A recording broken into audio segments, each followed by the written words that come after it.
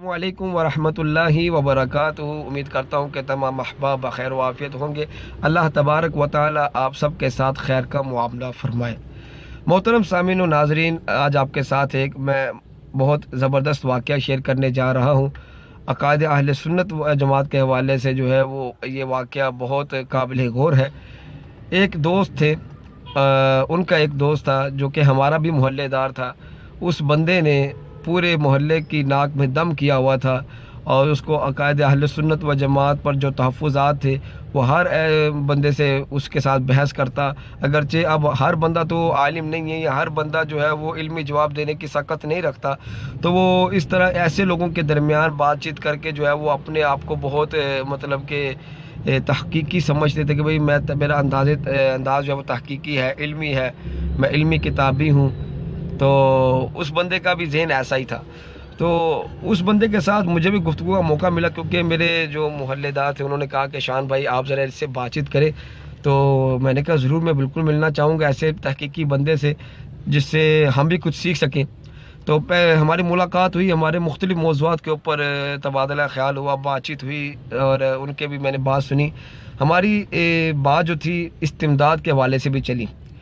वो हमारी मस्जिद में नमाज़ मगरिब पढ़ने के लिए आए और फिर उन्होंने उसके बाद जो है वो नमाज मगरिब पढ़ी और हम दोनों बैठे, और गर्मियों के दिन थे।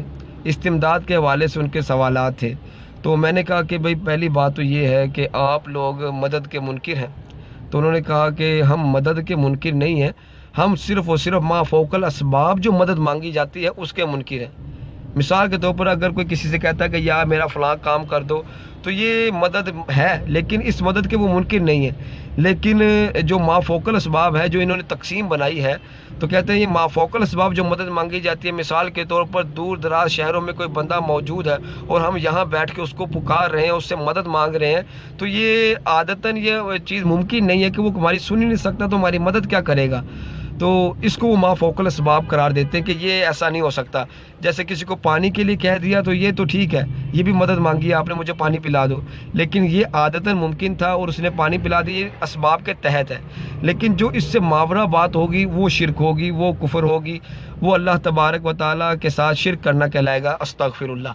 तो उनका जब उन्होंने ये बात की माफ़ौक़ल असबाब मा तहतल असबाब वाली, तो मैंने उनसे पूछा कि अच्छा अगर आपने ये तकसीम कर ही दी है तो मुझे ज़रा बताइए। हमसे चंद फिट के फासले पर एयर कूलर मौजूद था। मैंने उससे कहा कि भाई अगर मैं आपसे कहूँ कि ये जो एयर कूलर है आप यहाँ पे ले आएँ और आपने हाथ नहीं लगाना, आपने इसको टच नहीं करना, आपने किसी चीज़ के ज़रिए इसको खींचना नहीं है, तो मुझे बताएं अगर मैं आपको बैठे बैठे यहाँ कहूँ कि ये कूलर यहाँ पे आ जाना चाहिए, चंद फिट के फासले पर कूलर, तो ये जो मैं आपसे मदद मांगूंगा ये मा तहतल असबाब है या मा फ़ौक़ल असबाब, यानी ये आदतन मुमकिन है या आदतन मुमकिन नहीं है। उसने कहा कि ये कैसे मुमकिन है आदतन, जब मैं उसको हाथ नहीं लगाऊंगा, जब मैं उसको खींचूंगा नहीं किसी चीज़ से, तो ये यहाँ नहीं आ सकता, यानी ये मा फ़ौक़ल असबाब में दाखिल है।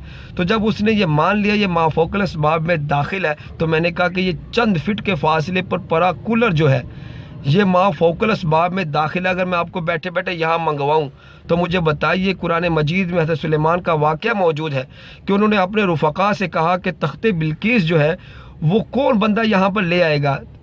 तो हज़रत सुलेमान के एक सहाबी आसिफ़ बिन बरखिया ने पलक झपकने से पहले वो तख्ते बिल्कीस जो 1500 मील की मुसाफत में मौजूद था, जब वो 1500 मील मुसाफत पर दूर मौजूद था, वो आने वाहिद में पलक झपकने से पहले यहाँ पर आ गया। तो ज़रा बताइए मोहम्मद अरबी सल्लल्लाहु अलैहि वसल्लम के सहाबा की या उनके औलिया की शान क्या होगी। ये हज़रत सुलेमान अलैहिस्सलाम के सहाबी की शान है, तो उम्मत मोहम्मदिया में पैदा होने वाले औलिया की क्या शान होगी, उनकी क्या इख्तियारात होंगी, उनका क्या आप अंदाज़ा कर सकते हैं।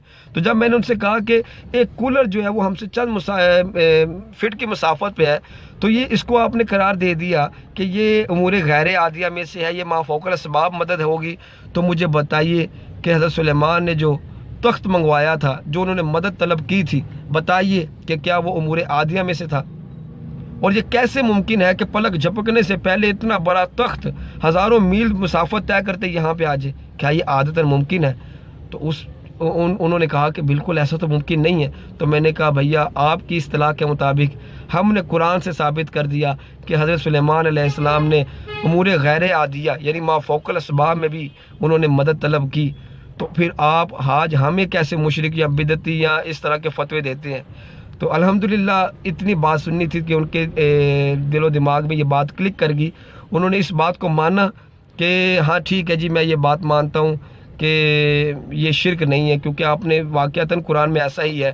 کہتے سلیمان علیہ السلام نے کہا تھا کہ کون ہے وہ جو لے کر آئے. ایک جن نے کہا کہ میں مجلس برخاست ہونے سے پہلے یہاں پہ لے آؤں گا.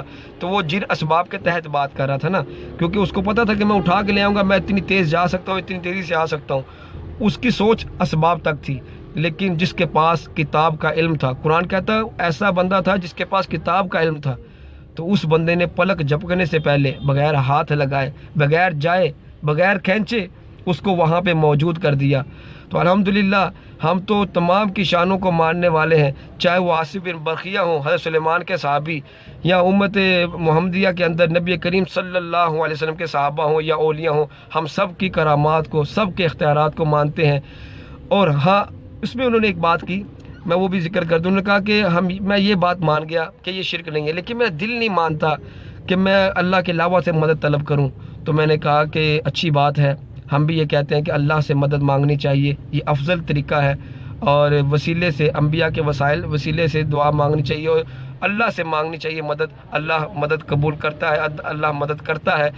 لیکن جو ظلم ڈھایا جاتا ہے غیر اللہ سے مدد مانگنے والوں پر، اہل اللہ سے مدد مانگنے والوں پر، تو یہ جو شرک کے فتوے لگائے جاتے ہیں یہ کسی طور پہ بھی قابل قبول نہیں ہے. اور اس سے جو ہے وہ منافرت تو ہوتی ہی ہے. اور ایک مسلمان کو جب آپ کافر کہیں گے تو کفر کا فتویٰ واپس آپ پر کیسے نہیں لوٹے گا؟ آپ تو اپنے آپ کو حدیث کا متبع کہتے ہیں، اور حدیث میں ہی آتا ہے کہ جو کسی مسلمان کو کافر کہے گا تو کہنے والے پر کفر کا فتویٰ واپس لوٹے گا.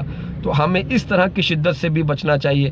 تو الحمدللہ اس دن اس حوالے سے اس کی ایک بات کی تشفی تو ہوئی، تو میں نے سوچا چلیں آپ لوگوں سے بھی شیئر کروں، کیا پتہ کسی کے ذہن میں کوئی خلفشار ہو یا کوئی ایسی بات ہو تو اس کا جواب ہو جائے. تو اگر آپ کو یہ واقعہ اچھا لگا اور آپ کو لگا کہ اس سے فائدہ ہو سکتا ہے تو اس ویڈیو کو زیادہ سے زیادہ شیئر کیجیے گا. السلام علیکم ورحمۃ اللہ وبرکاتہ.